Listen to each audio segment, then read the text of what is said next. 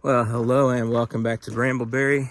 We have some solar panels to anchor down to the ground today, so if you want to see how I'm doing that, then stick around.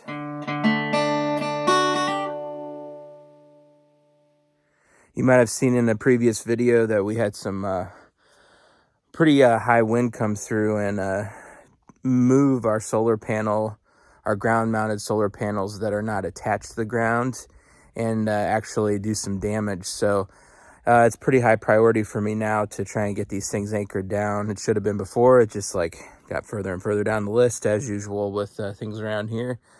But we have some more high winds in the forecast coming up here within this month. So I'm trying to get this done today so that we can not have to worry so much about that. These are the anchors I got off of Amazon, naturally.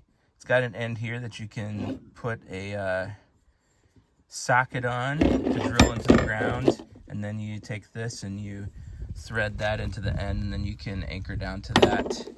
My plan right now is to use some of this cable to tie off to that.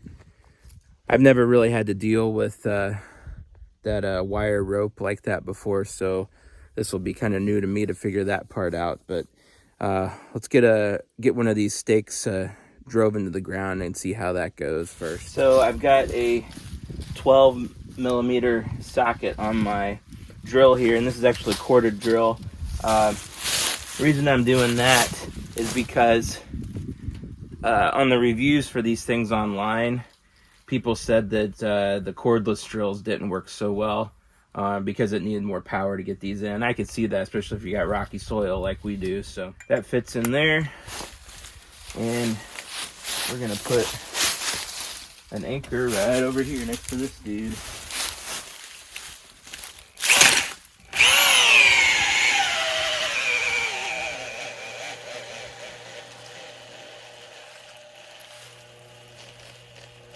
Woo! Certainly fights it. Yeah, that was smoking a bit. Interesting. Don't want to burn my drill up. It is getting warm. Golly, I guess that's good enough. I could see why you wouldn't want to do this with a cordless one, for sure. And this just threads on there like that.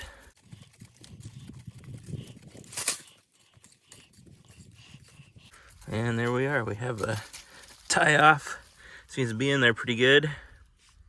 So on each one of these that I put in, it kind of gets down to a point where it's meeting too much resistance and my drill is just kind of fighting it.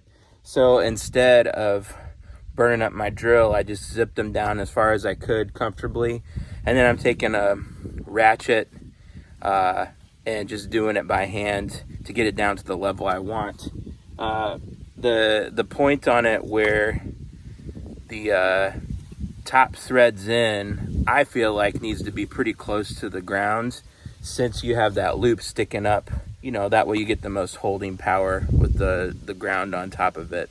At least that's what I think. I don't know if there's a right or wrong way to do it. It's 3/16 wire rope, and these are called, what are these called?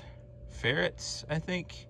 Anyway, you kind of thread it through there, and there is a crimping tool that you can get for these. They're super expensive though, and I don't think I'm going to use them a lot. So what I did is I threaded it through, and I just beat the tar out of it with a sledgehammer, and it seems to be pretty sturdy. And then I put these in there too to kind of, I don't know if you need to do that or not. You probably could just make a loop and be done with it, but I put that in, whatever that's called. It's a 3/16 wire rope clip. Yeah.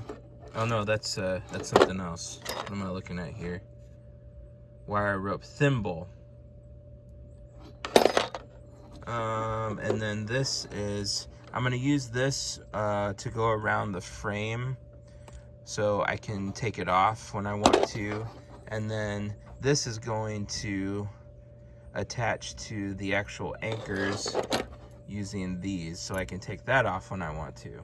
I'm sure there's probably best practices, right way to do this, but this is the way I'm doing it. So if you go to tie yours down, you do it however you want to.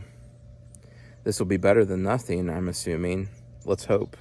I was gonna cut this with bolt cutters, but I can't find my bolt cutters, so we're gonna try the angle grinder instead. And I don't know if you need to do this, but I taped it to try and keep it from fraying. I don't know if it'll fray or not. We're getting ready to find out.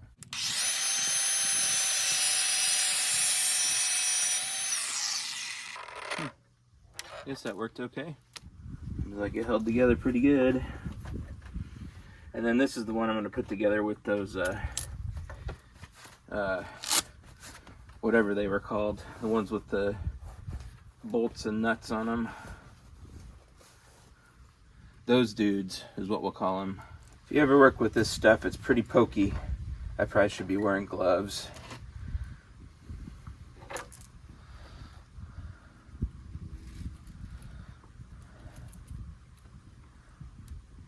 Yeah.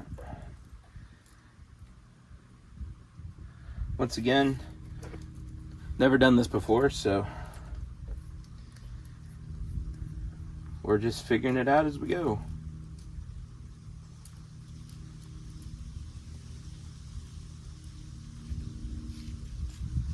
I know I want that to go around there and make a loop, so this has to come back up and go through those.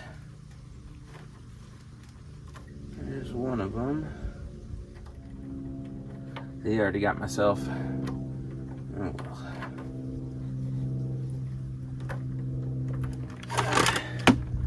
Zip that down.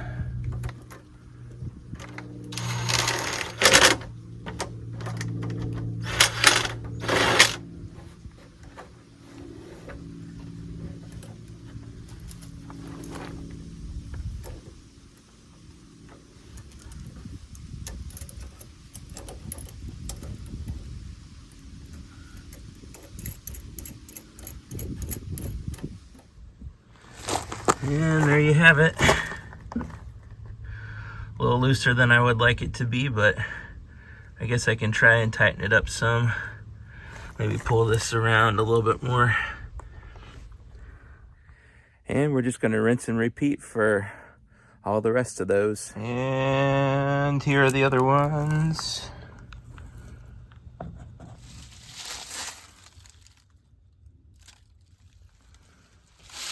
I think I probably want more than 4, to be honest. Maybe it'd be good to put one in the middle of the back of each of these. I'm not worried. I don't think I'm so worried about the front popping up as I am the wind coming up under here and pushing it up, like pushing this up. But who knows? Not I. I am, however, although I have some rope left, I'm out of all the connectors and such, so I need some more of those. And one of the little loopy-doos, I think you probably saw this on the video, was the wrong size. So one of them does not have that, but whatever. I don't think that's imperative that it's on there. I just looped it and put it through and beat the snot out of it with the sledgehammer. And we'll see if our solar panels try to fly away again. Hopefully not, but anyhow, that's how I'm trying to secure these a little better. And always, if you watched, thanks. Have a blessed day.